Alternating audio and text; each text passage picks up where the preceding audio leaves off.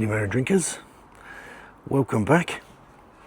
We're chipping away 300 beers to try before you die today. Finally making a bit of dent into this. It's taken a while. This one is another Belgian one. It's very England, Germany, Belgium heavy, this book. And we're on another lambic. So this is an Oude Gueze Boon, or Bone, I've just read is how it's actually pronounced. We've done one of their beers before, so I've dived into Frank Bone and his purchase of the De Wit's Brewery quite heavily in the original lambic.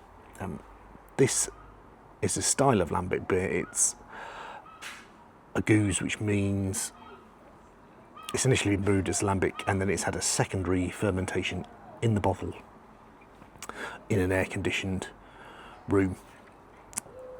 And I don't know if it's going to come out on camera, but right down there at the bottom there's a rim of yeasty goodness. Doesn't quite come out, but I can see it. I can see it with my eyes. That helps, doesn't it? This is a fairly recent vintage. You can always has the growing season on the neck of the bottles. This is a 2023-2024 pick. Just to touch on it briefly, lambics are like a wild ale. So they're these great big cool ships up in like an arched barn where they expose the beer to wild yeasts as it cools. These are very odd beers. This will be a combination of 2, 3, maybe 4 beers, like a very young one, a medium age, and then maybe a couple of really old ones. And it's in that combination where Frank Bone like earns his crust, really.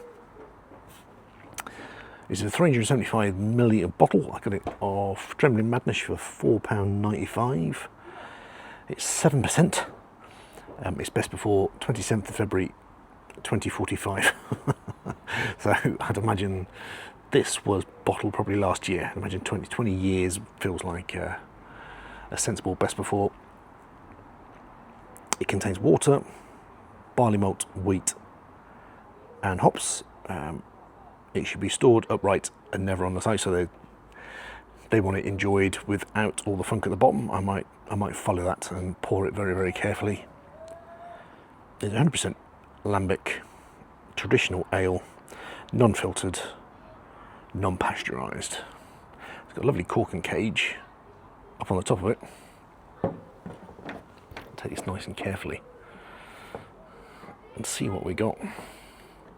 I really enjoy lambics. The one we did the initial video on was a cherry beer. I like cherries. It's probably my favourite fruit. So this does not have the cherries added. Oh, that's a lovely pop. A cracking bit of gun smoke coming off the top of there. I'm meant to enjoy them in like a wine glass. I've got a fairly. I do like this glass. It's nice and thin-sized, sort of bit of a catch-all. Let's give this a pour and see what she looks like. Oh, that smells proper Belgian. It's almost like a wine quality off the top of that. But let's pour it properly and then get into it. So I'll go nice and slow. I'm not too bothered about a head forming on this. It's a very, very rich amber dark orange.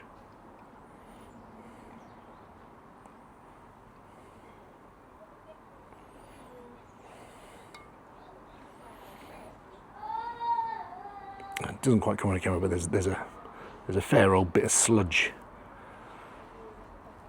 down the bottom part of that bottle. It looks a bit like the scrumpy side of that. It's got a real orangey thickness to it. It's opaque.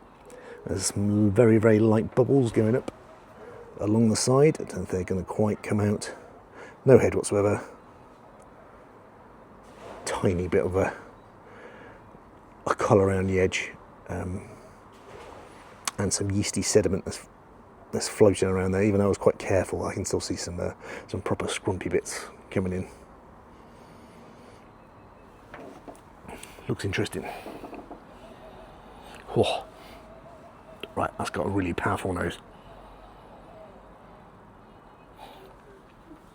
Somehow you can smell that that's tart.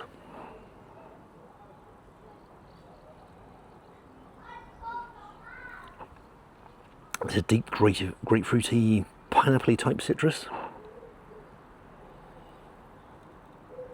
And it might just be me, but there's definitely, it smells Belgian. Once you drink a lot of beer, you just know. There's a yeasty, raisiny type of body to it that's must just, that's what the yeast in Belgium smells like.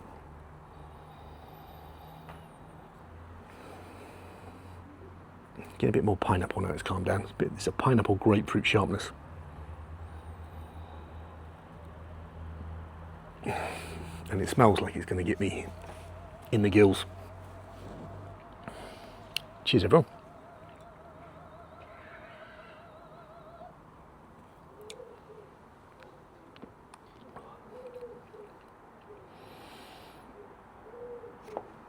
That's almost, it's almost like a wine. It's like a champagne, like a prosecco, like a fine carver.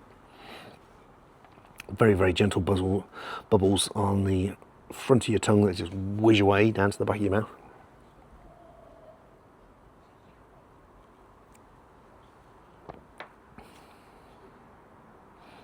The flavour is incredibly delicate. It smells sharp, but it's not. It's not getting me in the gill. There's a really nice, gentle grapefruit and pineapple, not juicy like an extract. You're just getting the qualities of the fruit without any of the pack of the sweetness or the juice on it. Very, very light-bodied beer.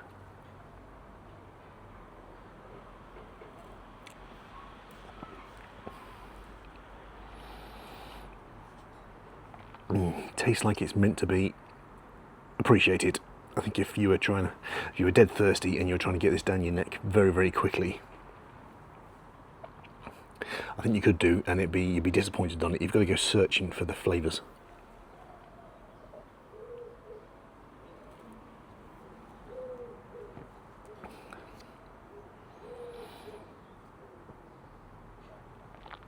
Yeah, that is tasty. Let's get a proper picture of it so you can see what it's like. It's a deep amber orange.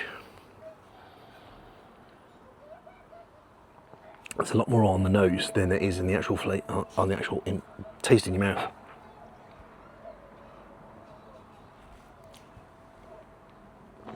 And that is very interestingly combined. When I had the Creek, that has lots of cherries rammed into there, and so it delivers a proper fruity sweetness. Without those in, this is far more delicate, but I do like it.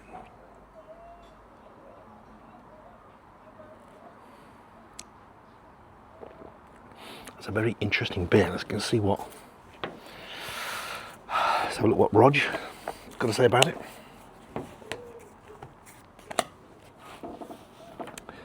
So he's got two in the book. He's got the standard Geuze, and then he's also got the Marriage Parfait, which I'm still trying to seek down. That does have cherries in it. That's much more of a blend.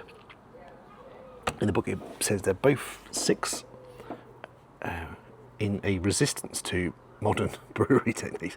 This is 7, so it's gone up a bit. Must be something to do with the blends.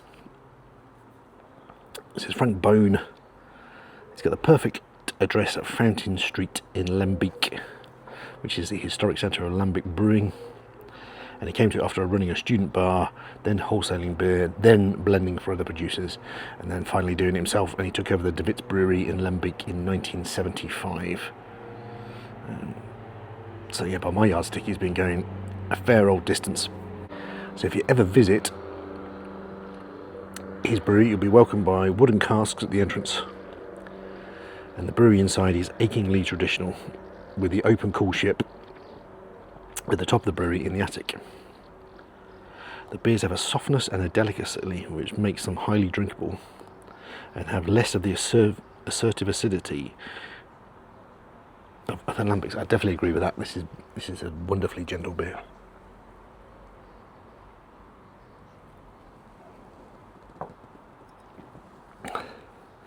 If that was in a great big stemmed wine glass, I could get Vicky Cam into this, I think. So the Geuze, which is Frank's interpretation of the spelling, is a bottle blend of old and young lambics. It should be spritzy and tart with a lemon and ginger aroma, tart fruit in the mouth, and a dry finish with hints of oak and fruit. Right, Roger's got far more from this than I have. Right, so what we go? Lemon and ginger.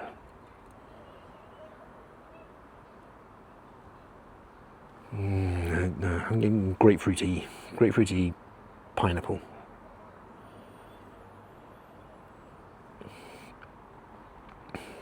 I could get lemon, I suppose. Lemon and grapefruit quite interchangeable, and not that earthy gingerness though. It's got tart fruit in the mouth with a dry finish.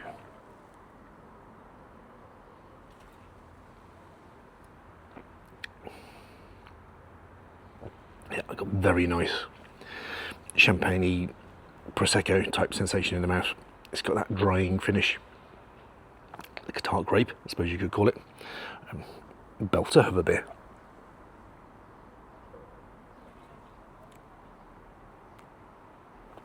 Oh, a difficult beer to rate. I'm really going to enjoy this. Am I going to wish there was another bottle as soon as it's finished? Probably no. Would I buy it again? Almost definitely.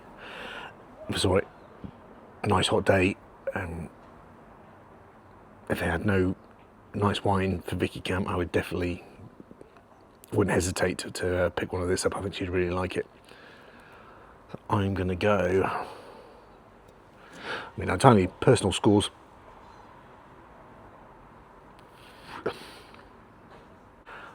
I think it's in and around the saison we had last time by Saison de Pont. That's let's go for 3.6.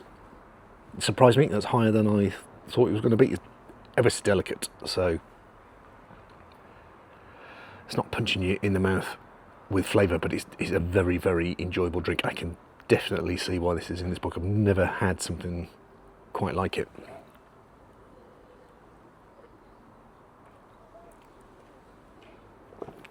Misses that sort of,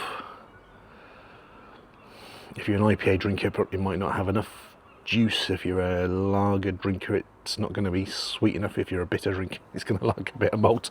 So it's etched out its own bit. And as alembic, I might be underselling it a little bit at 3.6, but I'm definitely a malt-driven British type of drinker. But 3.6, I think this is excellent. £4.95. I'd pay that again. It's just under a pint, 2/3, and not too shabby. I might have to run to see who's got the highest average score as we go through. I do have some American stuff in the fridge, so I might get a bit of variety as we go.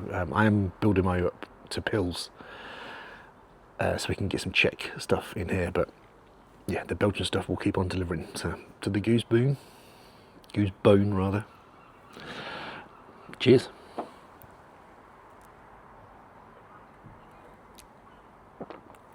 Lovely stuff.